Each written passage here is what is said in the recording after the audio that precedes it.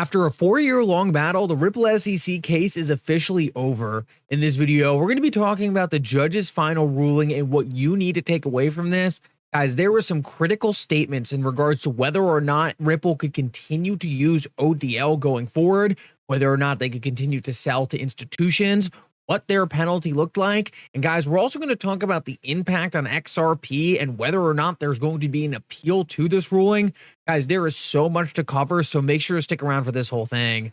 Like always, your support means so much to this channel. Thank you so much to everyone who likes these videos and to subscribe to the channel. These two simple things really do help me out so much. Also, if you ever need a place to buy some XRP, make sure to check out my favorite exchange Uphold down in the description of this video. With that said, let's jump right into it, and I hope you guys enjoy the content. Guys, I want to start this video off with a quick congratulations to everyone who made it to this point. This entire Ripple SEC case was a battle. It was a journey. It took forever. And for those of you who were here since the beginning, I think you all deserve to pat yourself on the back. This was truly an incredible time period in all of our lives. I think we all learned so much and grew together in the process of this entire Ripple SEC case. But most importantly, it's nice to know that this entire time we were on the right side of things. Since the early days, many of us predicted that XRP would not be a security and Ripple would ultimately leave this case with a slap on the wrist. And today we got confirmation that that is exactly what's happening. Now, guys, towards the end of the video, I want to get into whether or not there's going to be an appeal in this case, whether or not the SEC is going to try to drag this thing on even longer. I'm going to get into what the attorneys are saying about this. So there's still a lot going on in regards to this case, but we're going to go over how probable I think each one of those scenarios is and what we're going to see moving forward. Guys, to start off, it's really important to understand that I read almost every single attorney's opinion on X, and overall, almost every single one thought this was an outstanding win for Ripple. So first of all, it's very nice that most of the legal scholars have already put their opinion out there and say, okay, this was overwhelmingly a massive win for Ripple, the company. Now, guys, first, the big thing we need to talk about is the fine. There's a lot of speculation on how big this fine was going to be, and I'm pretty sure I nailed it in my prediction. Also, I just so happened to nail when the case was going to end as well. I don't know how that worked out. It was just a random guess. Kind of crazy. But the fine ended up being $125 million. Now, what's so funny about this $125 million fine is none of that fine came from disgorgement.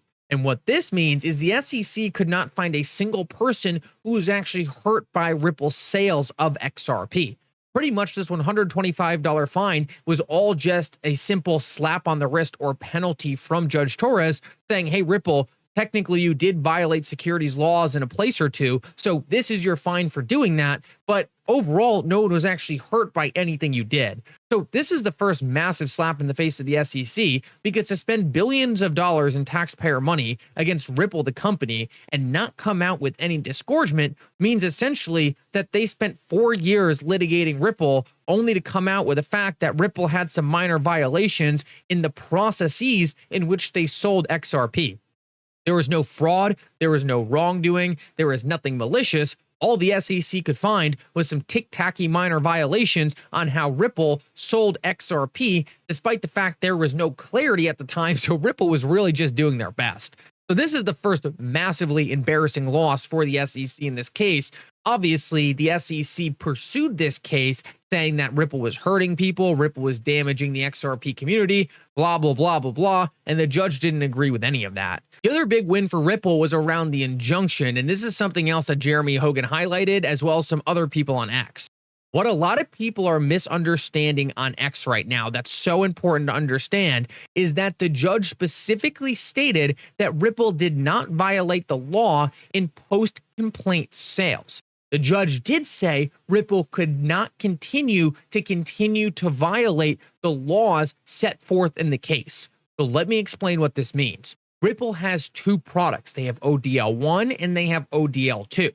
The SEC brought a case against ODL1. It was Ripple's original ODL product. In ODL1, Ripple was essentially doing things like locking up XRP, selling XRP to institutions at a discount, whatever Ripple was doing to incentivize the deal to ultimately get pushed forward. Ultimately, the judge pointed to some of these contracts in which Ripple was doing these different things in ODL1 and said, okay, some of these contracts would be securities.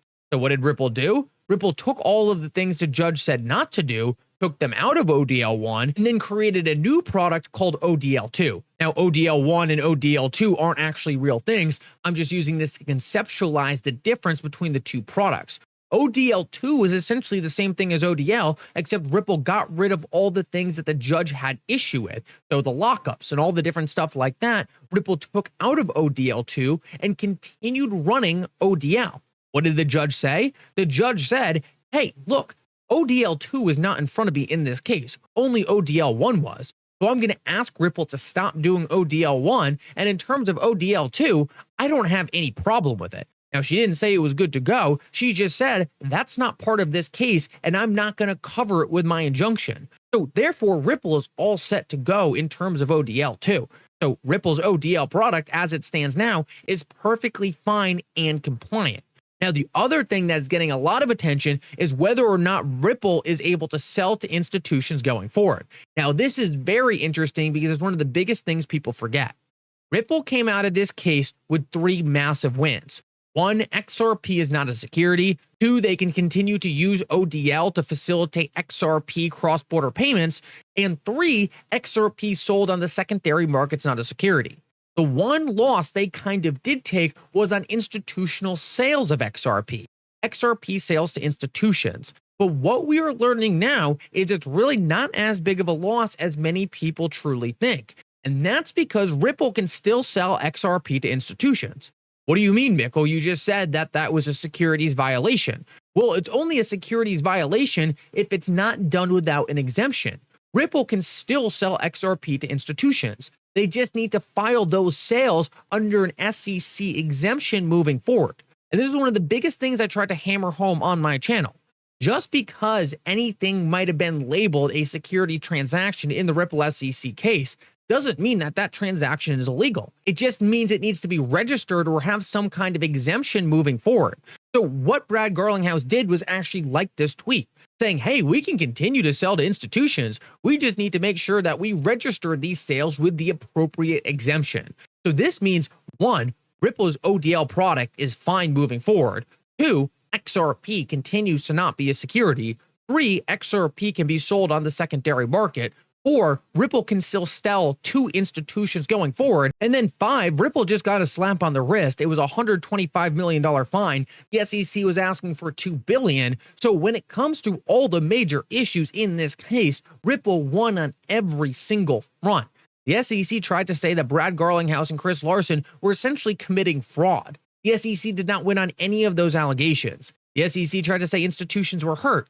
No institutions were hurt. The SEC tried to say XRP was a security. The SEC absolutely failed to prove XRP was a security, and Judge Torres actually came out and said that it's not a security. So what we're seeing is Ripple won on every single major front in this case, and going forward, their business is going to be perfectly fine and actually have drastically more clarity than it had before. Now, the big question left, is the SEC going to appeal this case? Now, Jeremy Hogan actually weighed in on this, but this is where the lawyers are actually pretty split. Jeremy Hogan specifically stated when it comes to whether or not the SEC would appeal this case, that he believes the SEC won't appeal the case, and he believes there's a 70% chance they will not go through with the appeal. He said that the SEC would be dumb to appeal the case because the case was so bad to begin with. Guys, I want to make this very clear.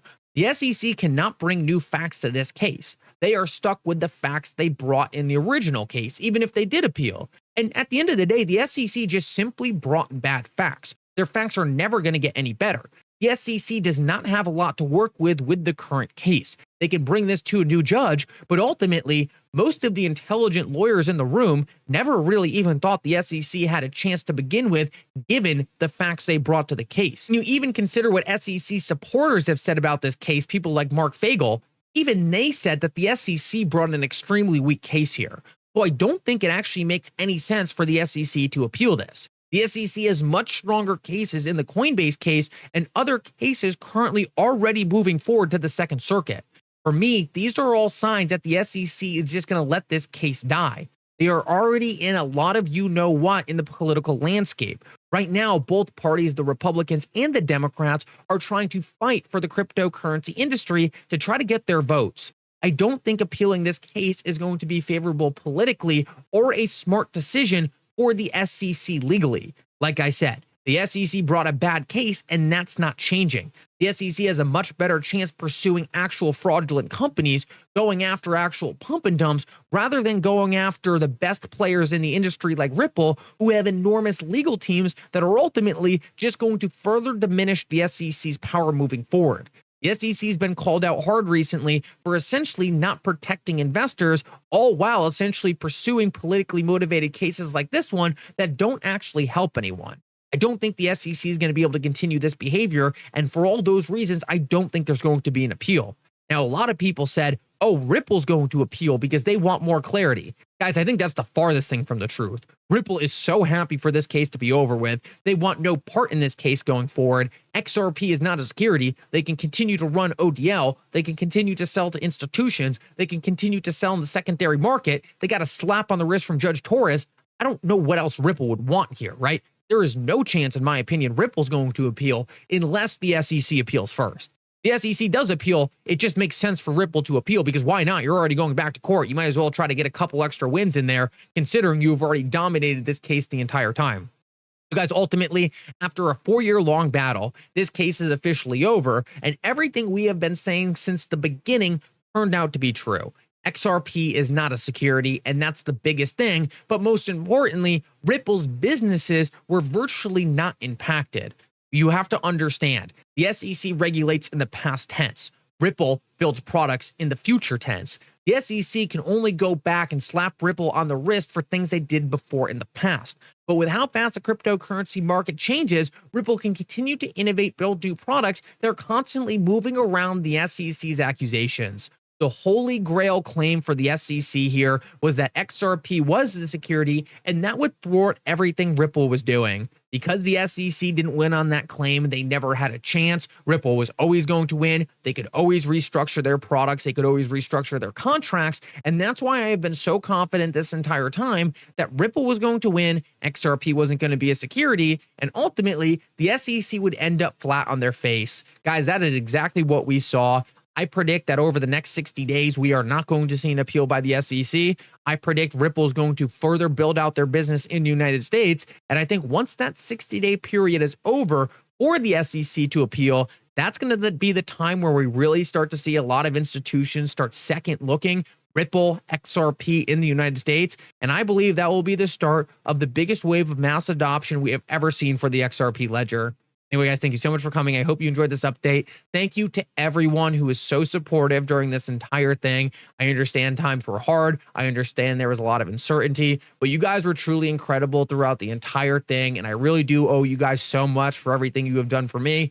I am so happy I was able to help guide a lot of you through this entire thing. I am so happy I was able to be there for you, for people who needed these updates, who needed things like this. I never really thought that these videos would be so impactful to people's lives. I never really thought people would get so much from them. So I'm absolutely honored to know how much these videos mean to you guys. And I promise they are not going to stop anytime soon. I'm so happy I was able to help out so many people throughout this entire thing. But guys, the journey has just started. We are still so early to this asset class. We just won a major war, but we still have so much more to go. Guys, thank you so much for coming. I love you all so much. And for now, Mickle out.